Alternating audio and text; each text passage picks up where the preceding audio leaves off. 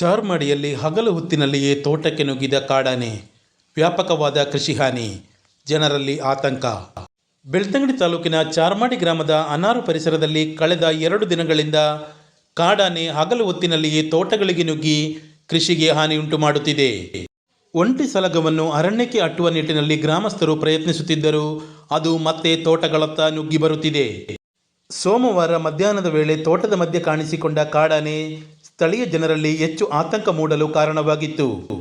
ಅನಾರು ಪ್ರದೇಶದ ನಿವಾಸಿಗಳಾದ ವಿಶ್ವನಾಥ, ರಘುನಾಥ, ವಸಂತ, ಕೋಡಿಹಿತ್ತಲು ಬಾಬುಗೌಡ ಮೊದಲಾದವರ ತೋಟಕ್ಕೆ ಒಂಟಿ ಸಲಗ ದಾಳಿ ನಡೆಸಿದೆ.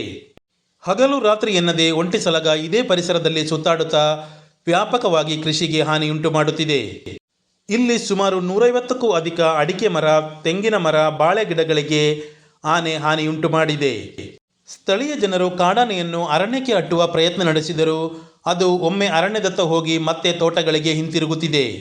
ರಾತ್ರಿಯ ವೇಳೆ ಭಾರಿ ಮಳೆಯೂ ಸುರಿಯುತ್ತಿದ್ದು ಕಾಡಾನೆಯ ಇರುವಿಕೆಯನ್ನು ಜನರು ಗುರುತಿಸುವುದು ಕಷ್ಟ ಸಾಧ್ಯವಾಗಿದೆ. ತೋಟಕ್ಕೆ ನುಗ್ಗಿದ ಕಾಡಾನೆ ತೋಟದಲ್ಲಿ ಮೇಯಲು ಕಟ್ಟಿದ್ದ ದನದ ಸಮೀಪದವರೆಗೂ ಬಂದು ಹಿಂತಿರುಗಿದೆ. ಈ ಪರಿಸರದಲ್ಲಿ ಒಂಟಿ ಸಲಗ ನಡೆಸುತ್ತಿರುವ ನಿರಂತರ ಹೋರಾಟ ಸ್ಥಳೀಯ ಜನರಲ್ಲಿ ಹೆಚ್ಚು ಆತಂಕ ಮೂಡಲು ಕಾರಣವಾಗಿದೆ.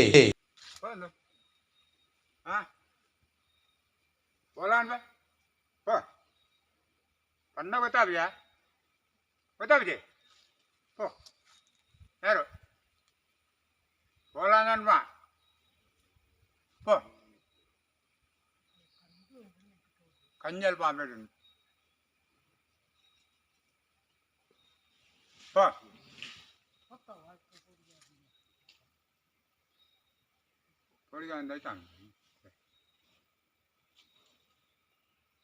ಒಂಟಿ ಸಲಗನ ಉಪಟಳ ನಿರಂತರವಾಗಿ ಮುಂದುವರೆದಿದ್ದು ಕಾಡಾನೆಯನ್ನು ಅರಣ್ಯಕ್ಕೆ ಅಟ್ಟಲು ಕೂಡಲೇ ಅರಣ್ಯ ಇಲಾಖೆ ಕ್ರಮ ಕೈಗೊಳ್ಳಬೇಕು ಎಂದು ಸ್ಥಳೀಯ ನಾಗರಿಕರು ಒತ್ತಾಯಿಸುತ್ತಿದ್ದಾರೆ.